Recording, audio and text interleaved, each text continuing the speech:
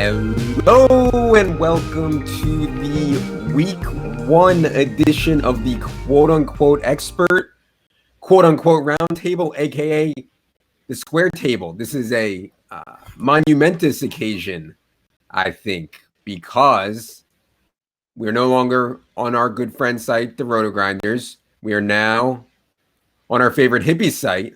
Yes, he's back from Tibet. He canoed across the ocean. He's connected to the internet by hemp. He's gone full socialist with his price tag, which we'll talk about in a second. JM to Win has started his own website, and that's where we are tonight. JM, how does it feel to go full capitalist greed and have your own business? You had a full year, and those are the best jokes. That's like the same jokes from last year. You changed nothing. You know what? I was gonna go with a patchouli one, but it didn't feel right. You know, I'll work on it. I promise I'll be better. I have something good for you. I have good material. I tweeted this earlier. I don't know if you saw this in my tweet, Adam, but you know where I was this afternoon? The cat acupuncturist with my cat. So you can hold on to that for. We done that with Jerry, acupuncture. I went in a couple weeks ago and they charged like $600 at the vet and did nothing to make her better. So I was like, why not spend another $300 for the acupuncturist? That's where I'm at in life. Oh my God, they're out of here. So they stuck your cat with needles? They do it with a laser apparently. So I don't know. So Portland's moving away from the hippie thing. We're going full. That's like full technology right there. Yeah, I read an article that Portland is no longer like the hippie spot because it got like expensive because everybody wanted to live there and be part of the culture. Yeah, that's why I started the website. I was trying to. Let's get to the business at hand, though. I mean, the price of this thing, you dedicate your life to this, you put in zillions of hours, and then you turn around and you sell it for $39, not for a month, but $39 for the entire season. I've been shocked how many people have come on and ask questions, like deep questions about, do I get this and this on the site, like deciding if they want to spend it. $39. There you go. I mean, I don't want to say, I don't want to, be hashtag how rich, but like a nice lunch for me is $40. You know what I mean? A nice little Wednesday, a nice little Wednesday afternoon. You know what I mean? I do what I can, man. I'm a man of the people, I guess. Price is going up in about a week, September 16th. Kickoff week 2. We're going up to 59, but we still got a week left for people to get in at 39. I also made the mistake of everyone who subscribes at 39 gets to renew at 39 for life. So anyone who jumps in the next week, you are taking extreme advantage of me for as long as you want. That's what I'm here for. That's my place in this industry. All right, unbelievable. Anyways, what the main thing you get for the 39 is James' ridiculous article, which I purposefully have not read yet because I wanted to come in and hear the takes fresh because you guys know that JM has unique takes that you won't usually find outside the industry because he does his own work and thinks outside the box a little bit. So I'm here for the fresh takes, JM. Are you ready to get into the slate? If you are, tell me what you think about this week 1 slate. So you and I have talked about this a little bit about how much value there is and what this is going to mean for the type of score we have to put up. So I've seen a lot of people asking questions about iffy value plays or some really low floor, high upside, higher priced guys. I think that we both agree that the way to go this week is you got to take some of that floor, right? I mean, there's just no way to win this week with 150 points or something like that. This is definitely a week to try to target as much upside as possible. I'm trying to look for as many spiked weeks as I can fit onto a single roster, which means guys who can get you 30 plus points. I think they can get 15 to combine that with a bunch of guys who can less, then you'll put yourself in good position for some, or if you're Adam, to just crush games and then complain about how tourneys are for donkeys. My opinion on the slate is this. There's so many good plays that even for reasonably competent people, it's going to be hard to mess up the roster. But we'll go through and we'll talk about some plays that we think might be mistakes. Keep in mind, we will be talking about DraftKings scoring, full PPR, obviously. Let's start with the quarterback position. We are going to go position by position, by the way. Let's start with the quarterback position. And also, one note on the weather. I'm well aware of the weather situation. Everybody's been hysterically tweeting it at me and JM. We're aware that there could be bad weather in Cleveland. I think for now we should just talk about it as if it's going to be okay, because we see how quickly weather changes. So for me, at least, the cheapest quarterback that I thought was in play for me was Tyrod Taylor at 5,400. I think Tyrod Taylor, against the kind of defense that the Steelers play, has success. I think his rushing floor is not built into the price. And I also think that Josh Gordon is going to play maybe more than people think. And once you count in Josh Gordon with David Njoku, with Duke Johnson, with Carlos Hyde capable in the pass game, with Jarvis Landry, I mean, this is the best weapons that Tyrod Taylor has had. So I thought Tyrod Taylor was pretty strong at 5,400 and probably about as cheap as I would feel comfortable going. Do you feel good about anybody below Tyrod Taylor? I don't feel good about anyone below Tyrod. I could see going to Case Keenum at 5,100 in a large field tournament, but that's not a guy who I am highlighting or targeting. I'm actually not that interested in Tyrod Taylor either.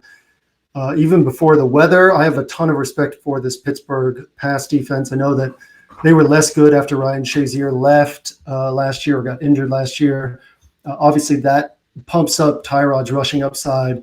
But this pass defense was just top 5 in just about everything last year. It's not a pass defense I want to pick on a week with so much upside. So if I'm going to take Tyrod at 5,400 and there's so much value, I'd rather go up to, I mean, this is obvious to say, but I'd rather go up to Deshaun Watson at 67 just because I think we can get there. So I like your point on the Tyrod play and the NFL Edge. I broke down some counterpoints to Tyrod Taylor, which, by the way, for anyone who just watches this show and is not familiar with my article, we have made it completely free this week. It breaks down every game from top to bottom. So feel free to dig into some of my thoughts on there as well. The next guy up for me is actually Alex Smith, and then probably a guy you like is Andy Dalton. I think that both guys are in play this week. Obviously, the Cardinals are changing up their defense, leaving Patrick Peterson on one side of the field. Jameson Crowder is the best receiver in Washington, works from the slot. Jordan Reed's healthy right now, so that's a lot to like about Alex Smith's floor. I like him a lot in cash games. And then Andy Dalton, I mean, that's just such a smash spot against Indianapolis. Any thoughts on those two guys? Yeah, I mean, the main reason for me not to play Tyrod is you only need 400 more to get to Andy Dalton. You only need 1,000 more to get to somebody like Phillip Rivers. But yeah, on Andy Dalton, I mean, think about what he has at his disposal. Healthy Tyler Eifert. John Ross, I think, showed signs of turning a corner in the preseason. Obviously, AJ Green, 30 years old now, but I think still pretty firmly in his prime. Add in Joe Mixon, who lined up as a wide receiver at times in the preseason. Add in Gio Bernard, Tyler Boyd in the slot. And then, you know, it's like, I like when you're indoors. I like when you're playing out of division. And Andy Dalton checks both those boxes. And then also this Colts defense is just, man, I mean, their secondary is just like journeyman. They have no pass rush. Bengals upgraded their offensive line in the offseason with Billy Price, with Cordy Glenn. So it's hard for me to see Andy Dalton failing here. Unfortunately, I believe that a lot of people are on Andy Dalton now. And you know, that's crazy to say, but I've been gradually raising Andy Dalton's ownership projection. And man, I'm afraid he's going to be like 8 or 9% now, which may not sound like a lot, but for a quarterback, that's actually pretty high. Most quarterbacks, you know, come in way lower, except for the very top ones. So yeah, I still like Andy Dalton a lot. I don't know if I'm going to end up there, or it's either, for me, I'm likely to either play Breeze, Rivers, or Andy Dalton. But yeah, I'm sure you have other guys in between Dalton and Rivers that you want to talk about. Yeah, I'm not on Rivers at all, and we can get to that in a second. Blake Bortles is another guy who I think has a lot of upside in tournaments. I highlighted in the NFL Edge this week that Bortles threw more passes last year than the Texans or the Rams. I know we freak out about volume on Bortles, but they finished 21st in pass attempts. Their defense is so good. They run so many plays on offense. It's really not a concern for me. I'm not going to have Keelan Cole or Dede Westbrook exposure on my main team, so that'd be a way to get that if I went that direction. And then Breeze, Brady, and Deshaun Watson. I think at first I liked Watson the most out of those guys, but I'm starting to lean toward Breeze. I think that these roster decisions for the Saints are really pointing toward them turning this into a passing week. They're going to lean on Michael Thomas, lean on Kamara through the air. So, yeah, I like Breeze. Typically, we like those rushing quarterbacks at the high end. We really want to target these smash spots, these spiked weeks where you can get 30, 35 points. But Breeze at 25 to 28 points is probably going to be the best you're going to get up there. There are still question marks on Watson and Brady in that matchup.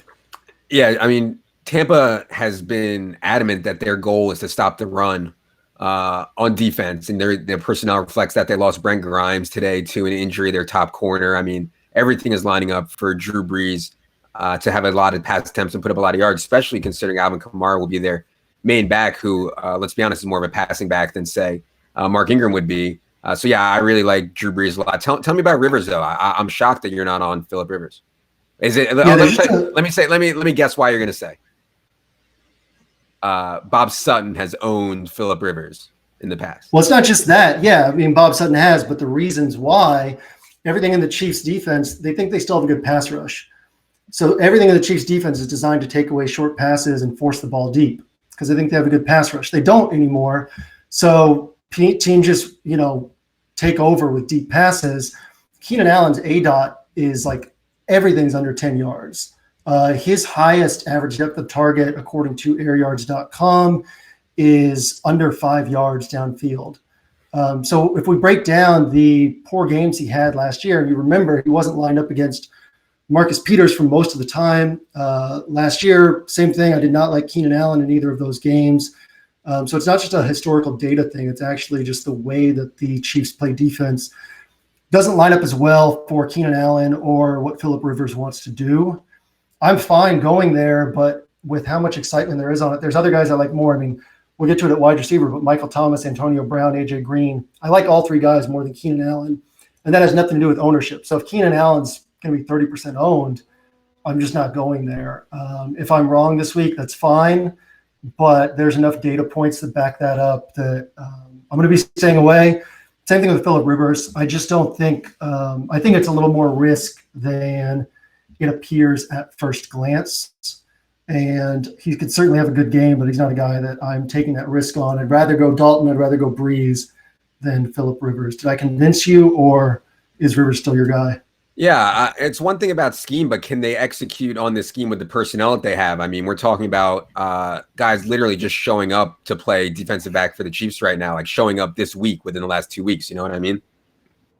Yeah, I feel you. And Eric Berry's likely to miss now, which obviously helps.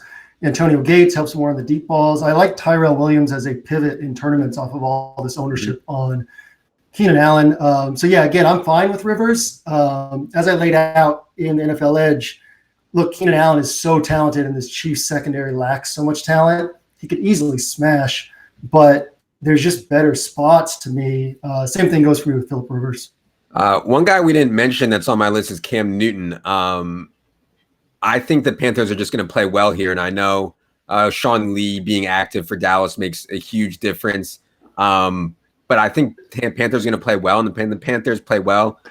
Cam Newton is typically heavily involved. I think they have upgraded on the weapons with DJ Moore, with Christian McCaffrey, playing a lot more with a healthy Greg Olsen.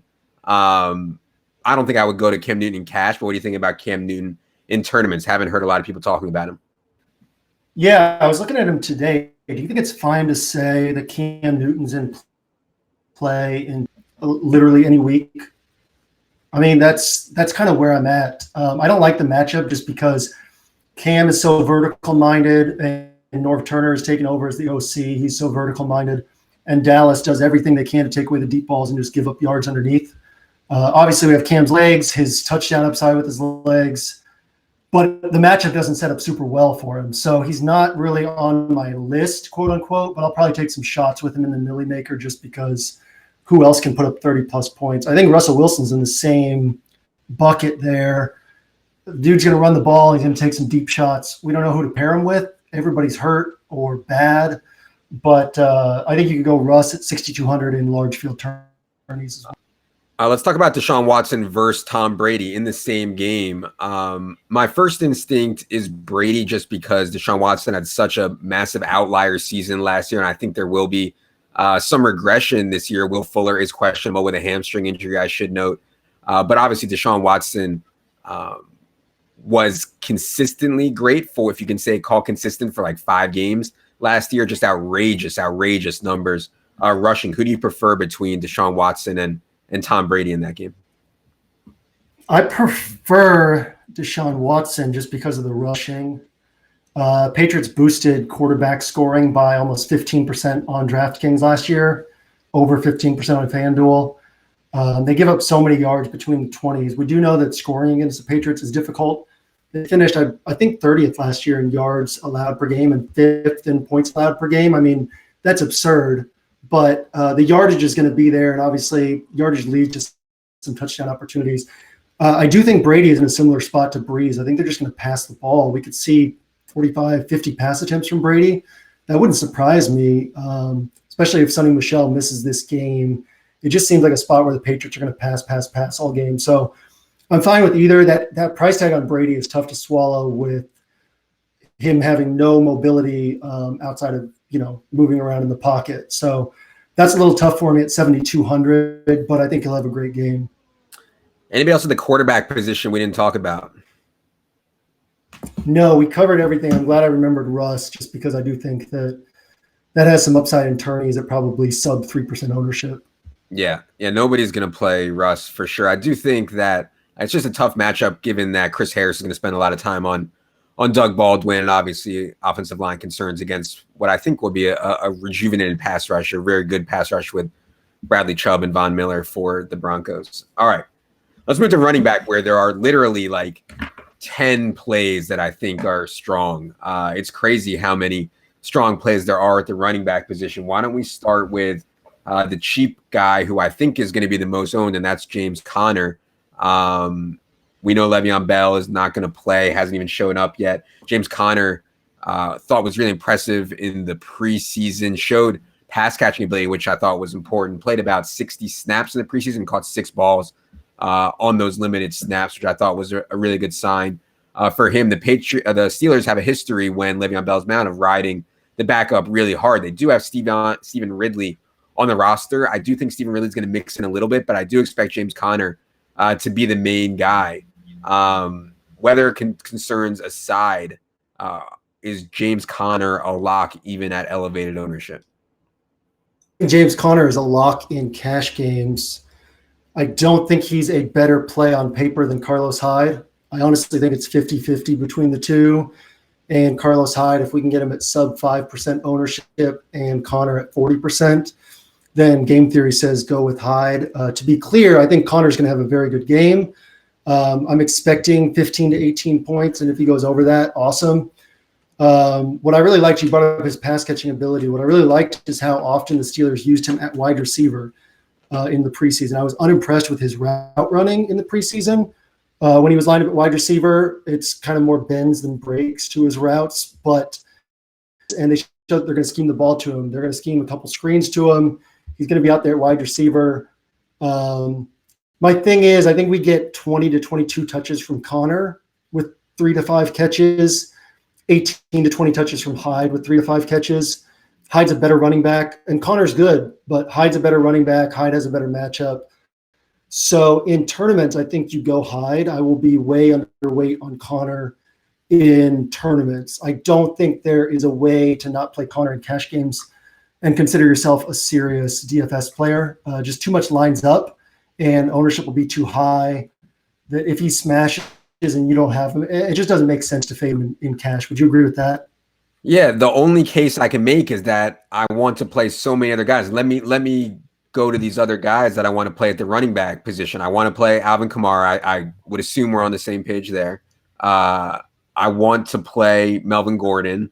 I'm a little bit shaky. I'm getting shakier on Christian McCaffrey, but my initial thought was to play Christian McCaffrey. I'm getting shakier on Rex Burkhead, but I still think he's in play. I think Leonard Fournette is in play. I think David Johnson is in play. So I guess the argument you can make to not play Connor would be there's a lot of other options. But yeah, my initial thought is that Connor is the floor play and one of the best salary savers on the slate. Yeah, for me, the big thing is there's a lot to like at running back and less to like at wide receiver.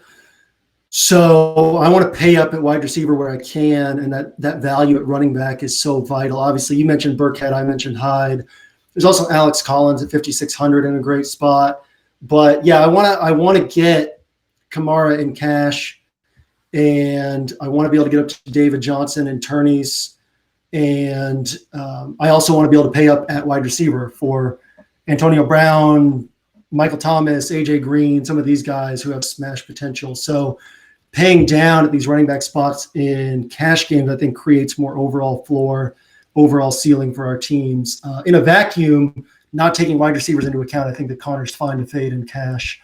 But when we talk about what's available elsewhere, I'll be locking in Connor in cash games and taking him out in most tourneys and then moving on from there.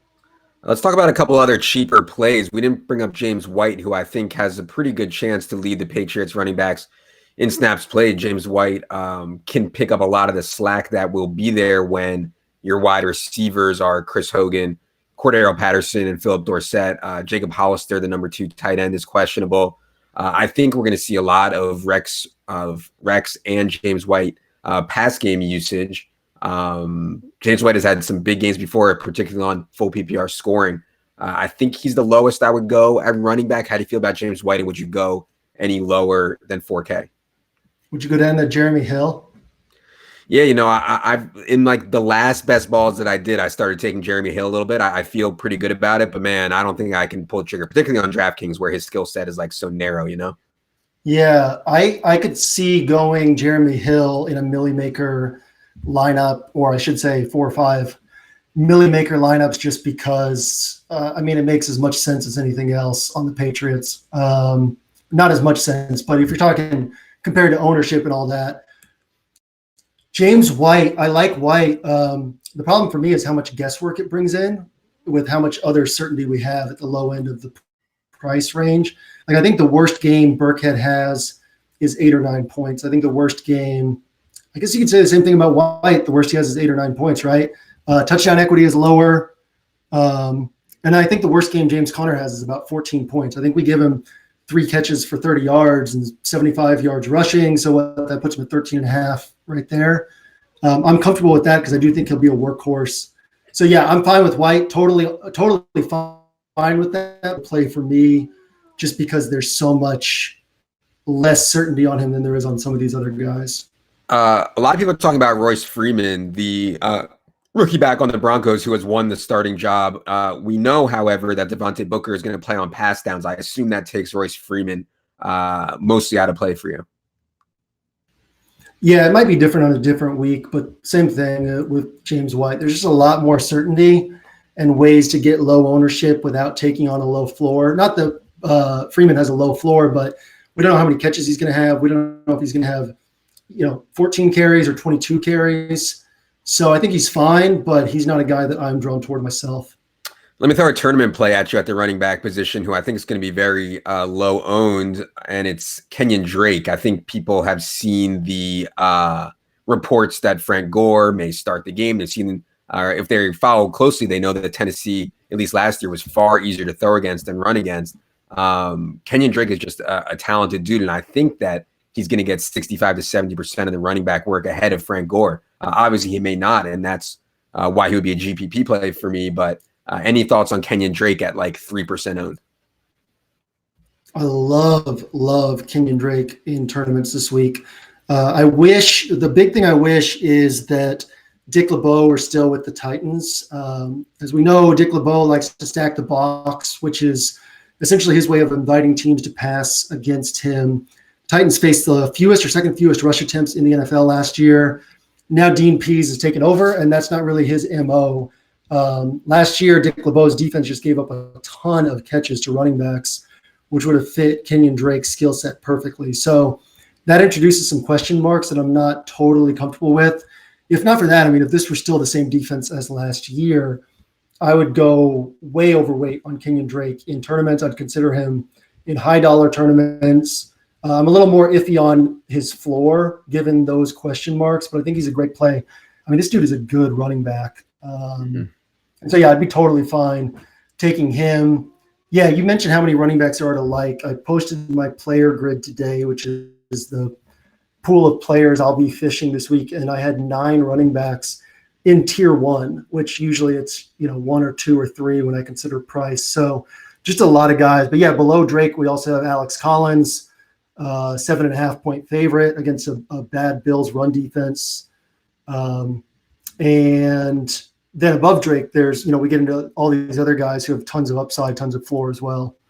Yeah, I want to ask you about a couple of those guys because I've had a hard time parsing between Christian McCaffrey and Melvin Gordon. I'm currently leaning towards Melvin Gordon, but I like them both a lot, man. And I think Christian McCaffrey's rushing efficiency is certainly going to be concerned, particularly with Sean Lee healthy for Dallas, particularly with the offensive line condition of the Panthers. But if you can give Christian McCaffrey 17 carries, and I think that's low considering the way they used him in the preseason, and then you also can give him his standard 4, 5, 6 catches, which he gets anyways, like that's a really high floor at 6,400 for Christian McCaffrey. So how do you parse between McCaffrey and Melvin Gordon? I would take McCaffrey over Melvin Gordon in all formats. And I would take Kareem Hunt over Melvin Gordon in all formats. I'm shocked by how little talk there is about Kareem Hunt this week. He has as good of a matchup as Melvin Gordon. If the Chiefs are playing from behind, that helps him on DraftKings with PPR scoring. He absolutely smashed the Chargers in both matchups last year. It's a team that is bad against the run, not because they don't have the personnel, but because they're totally fine giving up yards on the ground between the 20. So they invite teams to run. We love that. Then they erase wide receivers. So we love that as well. Kareem Hunt I like him quite a bit more than Melvin Gordon without ownership taken into consideration. With that said, Melvin Gordon's also in my tier 1. I mean, he's a guy, I think he has a high floor, a high ceiling. I'm totally fine with the play, but I like Hunt more. McCaffrey, you nailed it with the floor. 7 catches against, that was what he averaged over 7 targets a game last year, facing a team that was bottom 3 last year in catches allowed to running backs, or bottom 4, catches allowed to running backs, receiving yards allowed to running backs. The floor is so high there. You know me, I have concerns about McCaffrey's ability to run between the tackles. That offensive line's a mess. And I have concerns about McCaffrey's ceiling. So I thought he'd be shaping up for higher ownership than he is. I planned to consider him in cash and fade in tourneys, but I think he's viable in both spots. You think he stays under 10% owned this week? You're talking about McCaffrey? Yeah, McCaffrey. No, I think he'll be over that. I mean, there's so many running backs now, it's getting flattened out, but I do think McCaffrey will be over that. The preseason hype was just too much. He was going in like the late first round of season long by the end. You know what I mean? Yeah, that was my thought coming in. In that case, I'd be fading him in tourneys, but I think he's a great play in cash. And I'm still toying with whether or not to go with Kareem Hunt in cash. It's not necessary from a game theory perspective, but my best ROI comes when I just play who I think are the best plays. So right now I'm still leaning Kareem Hunt in cash games as well. My concern on Kareem Hunt, and tell me if this concerns you, is we saw him come off the field a lot last year in passing situations, 2-minute, third downs. Does that concern you? It does, but Andy Reid has talked about changing that this year. Obviously, Kareem Hunt's biggest usage spikes came when Matt Nagy was calling the plays. Matt Nagy's gone now. So I have some concerns on that, but it just doesn't make sense in this spot. If we look at the matchup, it's like this is an extreme example, but Jonas Gray weekend against the Colts, where if you looked at the matchup, it just didn't make sense for the Patriots to do anything but feed the ball between the tackles to Jonas Gray, who hadn't had more than 8 carries in a game before that. Kareem Hunt, it just doesn't make sense to attack in any way but with Kareem Hunt against a team that erases wide receivers. I think the touch floor is a lot higher in this spot than it will be in other spots this season. A couple more guys here at the top end to talk about. I think Leonard Fournette is not being talked about enough as a tournament play. We saw his pass game usage spike in the preseason, got some third down reps, caught 5 balls on his limited snaps.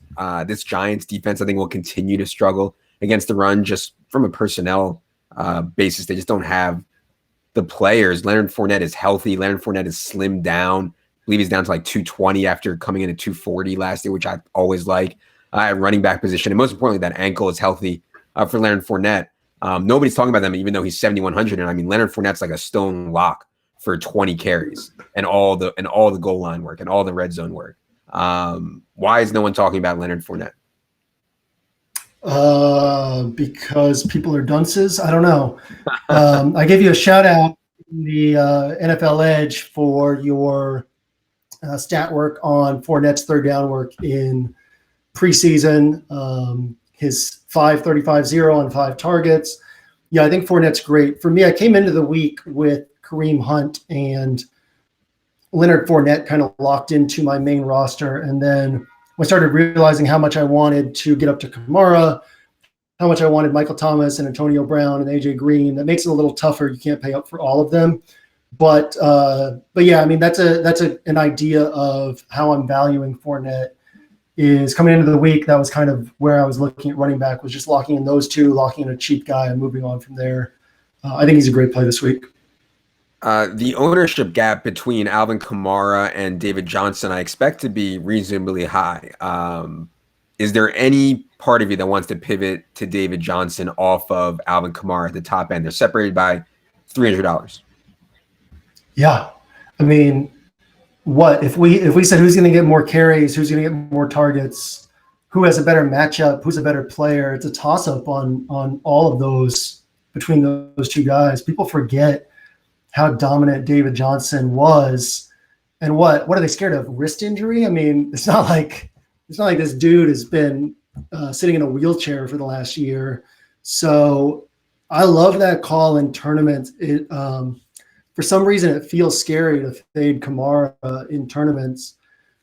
But it is what it is. I mean, they're going to get equal touches, equal targets. That matchup against Washington is tremendous. And when you look at what else the Cardinals have to work with, who are they going to give the ball to? They've got Fitzgerald and David Johnson, and maybe they mix in Ricky Seals-Jones. So, yeah, I mean, I think that you lock in so many points with David Johnson.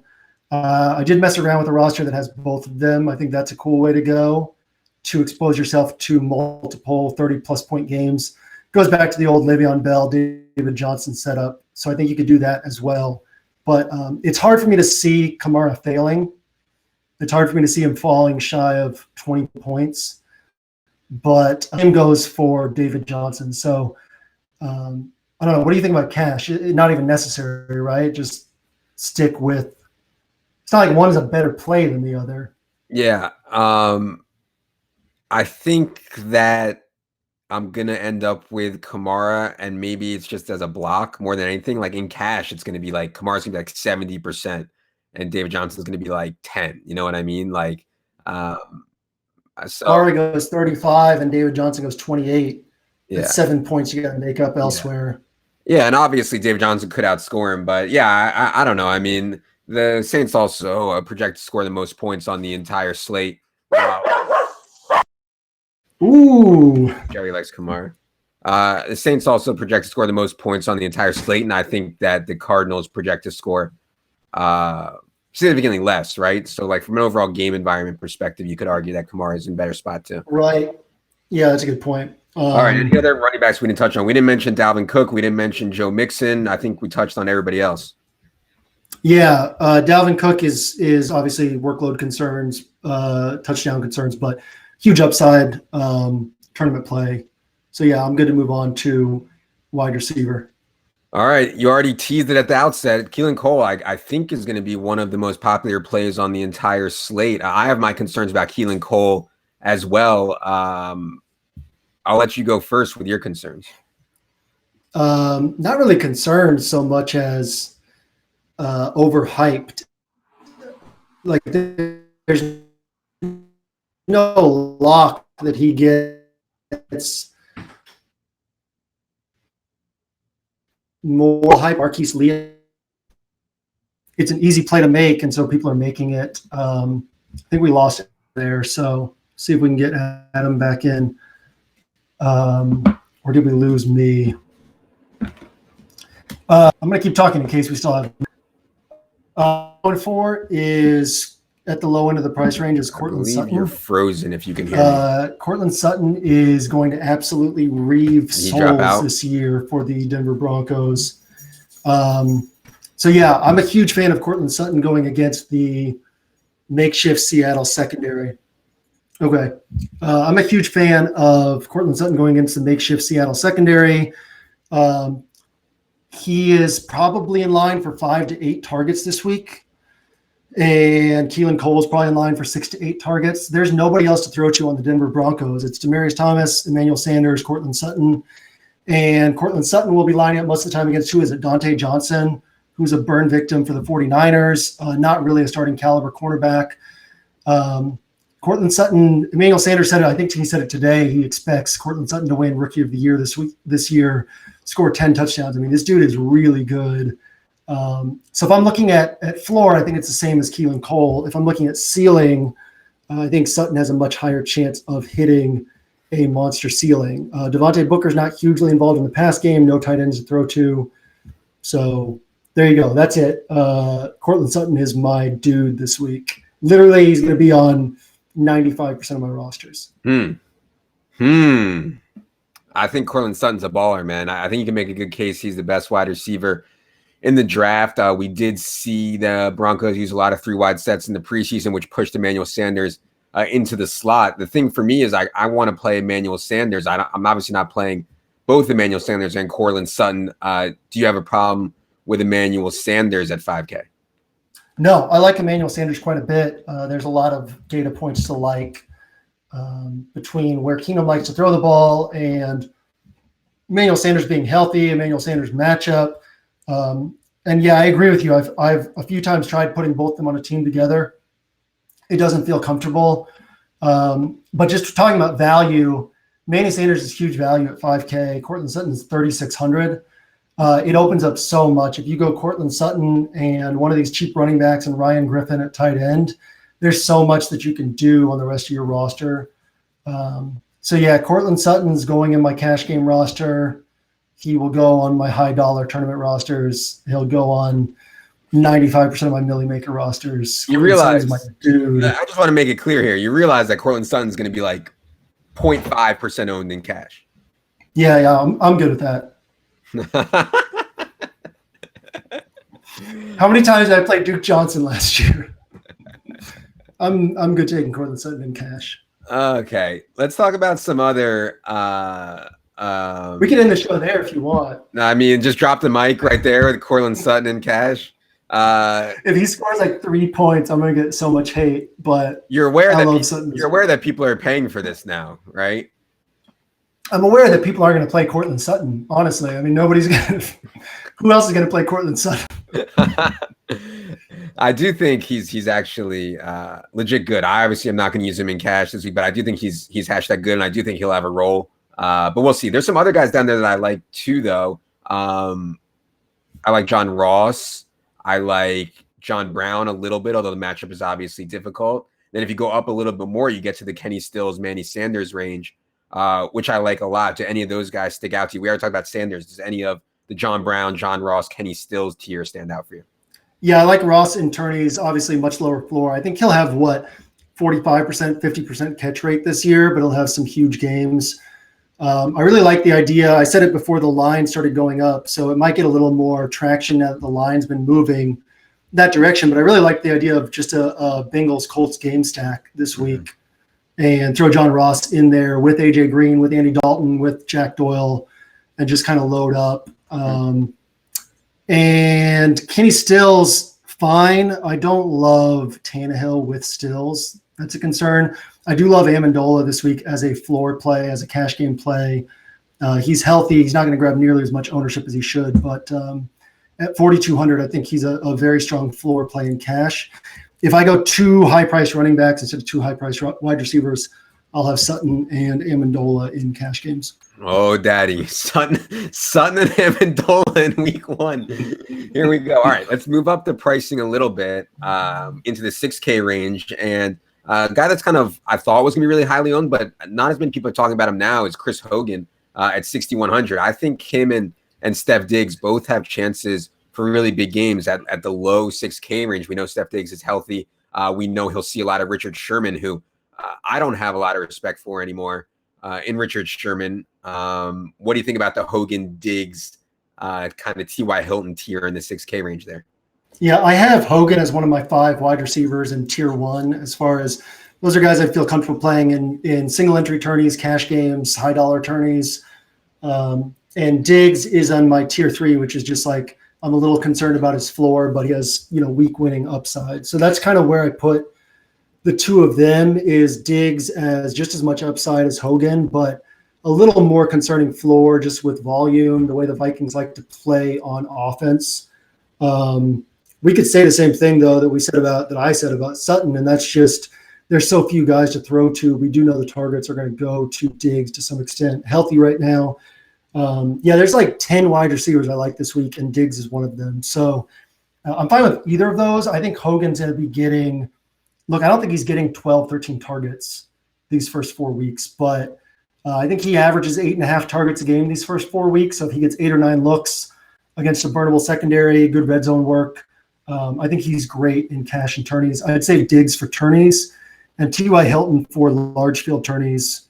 But I do think he'll smash. Do you have any thoughts on, I don't know if you've thought about this much, the change in defensive coordinator on the Bengals? Because Paul Guenther, everything about him was like risk averse. It was keep the ball in front, prevent deep passes, didn't really rush the passer a ton. And Terrell Austin was super aggressive with the Lions, liked to come after the quarterback, force deep throws. If they switch over to this Terrell Austin defense, that's a great setup for T.Y. Hilton. I mean, some man coverage on deep balls, if Luck can get the ball there. I don't know. Have you thought about that at all? Yeah, well, one thing I've thought about is this Bengals defensive line is super talented, and you're crazy not to let them kind of pin their ears back and rush the passer. And I also think at the corner play is pretty strong for the Bengals too. So yeah, the Bengals actually, we'll get to it later, but Bengals defense is one of my favorite kind of contrarian defenses to play. And yeah, I don't have much confidence in this Colts offensive line at all, especially with Anthony Costanzo questionable. So yeah, I think the Bengals defense is going to wreak havoc a little bit. I'm not sure how much success Andrew Luck is going to have. I will not be playing any Andrew Luck, but yeah, T.Y. Hilton's like another guy like Cam Newton, when he's home, I think he's always in play for GPPs. Yeah, absolutely. We didn't mention Adam Thielen. I think everybody's going to play Diggs over Thielen just because Diggs is 600 cheaper, and people think, or they know, or maybe whatever, they think Diggs is more talented, but Thielen could be a contrarian play, but only 400 more from Thielen to get to AJ Green. So, I mean, it's kind of hard for me to play Adam Thielen when AJ Green is only 400 more, right? Yeah, I've been incapable of predicting good games from Thielen. Mm-hmm. So I got echo, I think, coming on your end. I've been really bad at predicting good games from Thielen, so I just kind of stay off of him. But I think he's in a good spot. I don't have a lot of faith in the 49ers secondary, as you alluded to earlier. So I'm good going there. But yeah, AJ Green, like you said, is just such a great play for just 400 more. I can't bring myself to play AJ Green in cash just because the targets don't come in as reliably as they do for Michael Thomas and Antonio Brown at that price. But I think AJ Green's in a smash spot in tourneys, and I don't think he's going to be more than 7-8% owned. Does that sound about right? Bengals are starting to get really popular. I'm concerned. That's rising. But yeah, I do think that there's he's only 200 less than Keenan Allen. And as we alluded to earlier, Keenan Allen's going to be pretty popular. We already mentioned, go back to the quarterback section if you want to hear more takes on Keenan Allen. One guy at the top end that we haven't talked about yet is DeAndre Hopkins. He's 8,300, 500 more than Michael Thomas, 300 less than Antonio Brown. Do you want any exposure to DeAndre Hopkins? I already mentioned Will Fuller is questionable for this game. If Will Fuller is out, I think that actually hurts DeAndre Hopkins just because that's the only thing the Patriots have to focus on defense. It's probably pretty well known by this point in the week. DeAndre Hopkins' last 5 games against Bill Belichick, no touchdowns, no 100-yard games. Everything's going to be tilted that direction. I think he fits in a game stack. That's obviously a great game to just load up on. And if that game blows up, there you go, you win the Millie Maker. But outside of that, that's not a guy I am going out of my way to target. I know we said we weren't going to talk about the weather, but I think we do have to make a special consideration here. Let's say it's raining and there's 20-mile-an-hour winds. Are you playing Antonio Brown at 8,600? Are you playing him at 8,600 in that case? No. I don't know. No, I'm not. I know. Right now, I have him. He's like locked in for me in everything. But, yeah, it's probably not worth the risk of that price. I think it turned out. But I'll have to think about that some more tomorrow on a site if weather still looks bad. That's really a tough call for me. I mean, Cleveland forces short passes. Greg Williams just loves giving up yards. And Cleveland's one of the worst in the league at preventing yards after the catch. Antonio Brown's one of the best. There's so much to like about this spot. 20-mile-an-hour winds isn't going to affect these short 6, 7, 8-yard passes. So I think the slick field would actually concern me a little bit more from a yards after catch perspective. So I'm still kind of tossing and turning with that one. I'd love to have him and Mike Thomas on my main roster together, but might not be worth the risk. All right. Any wide receivers we didn't touch on that you still want to hit? Wide receiver so thin this week. No, I am good to move on from there. All right. At the tight end position, I think, and I could be wrong, but I think the ownership is going to get sucked up by 3 guys: Jack Doyle, Jordan Reed, and Rob Gronkowski. Do you have a strong preference among those 3? And you already mentioned Ryan Griffin, so I assume you're going full YOLO off the board here. But among the 3 popular plays, do you have a preference? You know, when I looked at this slate like a month ago, the first thing I thought of was you when I saw Jordan Reed. Yeah. That's how long we've been doing this show together, because Jordan Reed was still actually playing games. I prefer, if we're talking about price, I prefer Doyle. And I was kind of off him earlier in the week just because I do think the Colts will run a lot of 12 personnel with Doyle and Ebron on the field, and kind of felt like it might be unpredictable who gets the targets. But realistically, looking at things more, it just doesn't make sense for Doyle to not get 7, 8, 9 targets against a defense that takes away wide receivers. Andrew Luck's not being able to throw deep right now. The Colts have no one else to pass to. So I think that when we look at point per dollar, Doyle's just the best bet on the slate at tight end, really. Gronk is obviously the dude who can go 25 to 30 points. So if you can get up to him, I love it. And then I'll go to Griffin too. Last year, Griffin and Steven Anderson combined for 7 targets, went 675-0, maybe 675-1 against the Patriots. Steven Anderson was cut. Jordan Akins is a rookie, probably won't get a ton of snaps in week 1.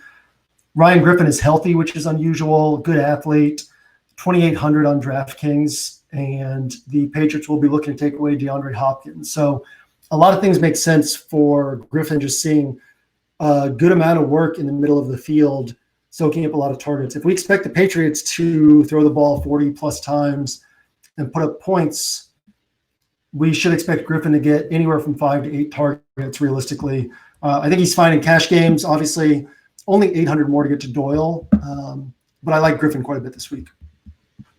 Have you considered in that low range other guys such as Ricky Seals-Jones, such as David Njoku? I would say superior athletes to Ryan Griffin. And I'm not probably as sold as you are on Ryan Griffin's role, but I would say that Ricky Seals-Jones is going to play a lot, assuming Jermaine Gresham is out. They listed Jermaine Gresham question, but I don't think Jermaine Gresham is going to play.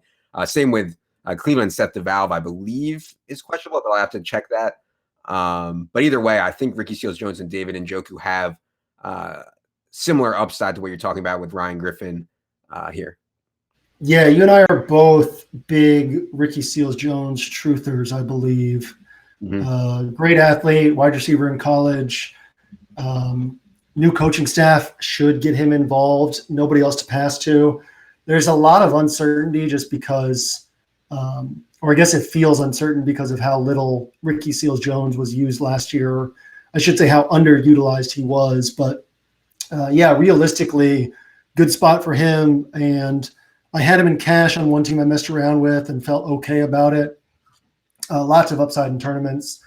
The Njoku, obviously, with Shazier no longer in the Steelers linebacking core, it makes it a better matchup. I'm still a little concerned about the matchup for Njoku. So talent and extreme upside puts him in play in tournaments, but I think the floor is lower for him than on the other guys.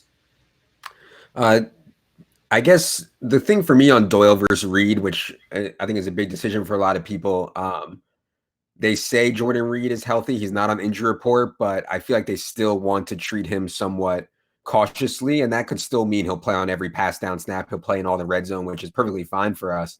But maybe he won't play as many snaps as Jack Doyle will. So I'm currently leaning towards Doyle. I do think Reed is fine. The only other guy on my list, I don't really like it, but the only other guy on my list here at tight end is Kyle Rudolph. Don't think I'll end up there very much, if at all, even in tournaments. But anybody else, Rudolph or anybody else at tight end? Yeah, Delaney Walker. Oh, my God. I can't believe I didn't say Delaney. I love Delaney Walker. How did I forget that? The Dolphins gave up 999 pass yards to the tight end last year. Yeah. I think it's like 5 receivers have topped 1,000. 5 tight ends have topped 1,000 yards in a season over the last 4 years. So, I mean, that's how bad the Dolphins were. Yeah, it's like they made the average tight end look like a Pro Bowler, and we know how much Delaney Walker's involved. It's a weird price tag at $4,900. I think we will get lower ownership on him because of that price tag, and tons of upside. It just feels weird if you're paying up at tight end to not go up to Gronk. Once you get above that 4K mark, it's like, why am I not going up higher? But yeah, I think Delaney is a great play this week. One of my favorite tight ends on the week. Right now in tier 1, I've got Gronk, Ryan Griffin, Delaney Walker, and Jack Doyle. So those are my guys I really have things narrowed down to. Yeah, I think people are mistakenly going to think that the best possible matchup for a tight end is the Giants or whatever, where I think the Dolphins are actually, and obviously the Browns, but the Dolphins and the Browns, I would say, are 2 of the best possible matchups for tight ends right now. Anything else on tight end, or shall we go to the defenses? Let's talk about defenses. Let's see how we can move off the Ravens in tournaments. Yeah, I actually like a lot. I mentioned how much I like the Bengals. I mean, this defensive line is nasty, and the Colts offensive line is bad, man.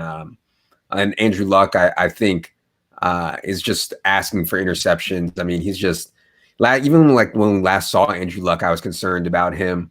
Anyway, so yeah, I think that there'll be a lot of plays to be made for the Bengals defense here. I really like that one. Before this Joey Bosa injury, I really like the Chargers defense. The Joey Bosa not playing really stings. They still have a very talented defense. Melvin Ingram, Casey Hayward, Trevor Williams. All the safety plays really strong. And I think Mahomes is going to make a lot of mistakes this year. So I still like that. I like the Broncos against that Seattle offensive line. And then you could also talk me into some of the expensive ones too. The Saints, the Jaguars. I'll throw in the Panthers as maybe a sleeper, even though I don't usually like to use defenses against a slow team that runs a lot like Dallas. But I don't know, man. I think there's more to chew on defense than maybe other people do. I like a lot of them. Yeah, on the other side of the Panthers matchup, I also have the Cowboys at 2,300. We're always looking to save salary and go off the board. Cowboys have a good pass rush. The Panthers have a bad offensive line. Obviously, it's a low floor play, but for 2,300, I think it's a good way to take a shot in tournaments as well. I'm on the same ones that you listed. I think the Jaguars are an interesting pivot for just 100 less on the Ravens. Like, look, on paper, the Ravens have the best everything this week. So I think with how good value is, it just makes sense to pay up for the Ravens in cash games. That's how I'm looking at things. But in tournaments, it makes sense to pivot just because DST is such a volatile position. I got Vikings, Saints, Bengals, Chargers, Cowboys, and Panthers. And again, like you said with the Chargers, Bosa being out kind of puts a dent in that one. That was my favorite tourney setup, but Mahomes is a gunslinger. He's going to throw interceptions this year. He's going to take some sacks. So I think it's fine to go there. And Bengals was one I listed early in the week. And then as I've been building rosters, really haven't put them in. So that's a team I want to get back to playing around with and seeing if they fit in some of these high dollar tournaments where we can kind of get away from Ravens ownership, because I do think they really like appropriately priced for them would be more like 3,500. So we save some money there. Yeah. I think actually, and you're not going to like this, but I think that a popular one in cash is going to be the Patriots, because you save a lot of money down at 2,400, and Texans have one of the league's worst offensive lines. Deshaun Watson is certainly mistake prone in terms of interceptions. He likes to run around and extend plays, which in theory could lead to sacks. We know that the Patriots typically do not rush the passer that hard, which is why we normally don't play the Patriots defense, but they're 2,400. You mentioned Cowboys at 2,300. I mean, for 100 more, you can get to the Patriots. Any interest at all there? I honestly haven't thought about them. I kind of crossed them off the list immediately, mostly because, as you said, aggressive defense, and we want aggressiveness. But I'd be fine with that play. I don't want to speak too heavily to thoughts there, since it's literally not one I was considering. I do think that the Cowboys are interesting right below them, and no one will be on them. But yeah, I mean, I could see the Patriots for the reasons you mentioned. We don't normally talk about FanDuel on here, but I have to mention that the Browns are like 1,500 less than every other defense on FanDuel. And that Browns actually have some talented players. Like Myles Garrett is like hashtag very good. Can you see the Browns as a total punt play on FanDuel?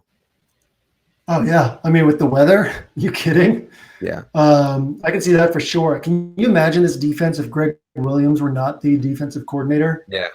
Like this could be like a legit good defense with the pieces they have. Yeah, I'm good with that one.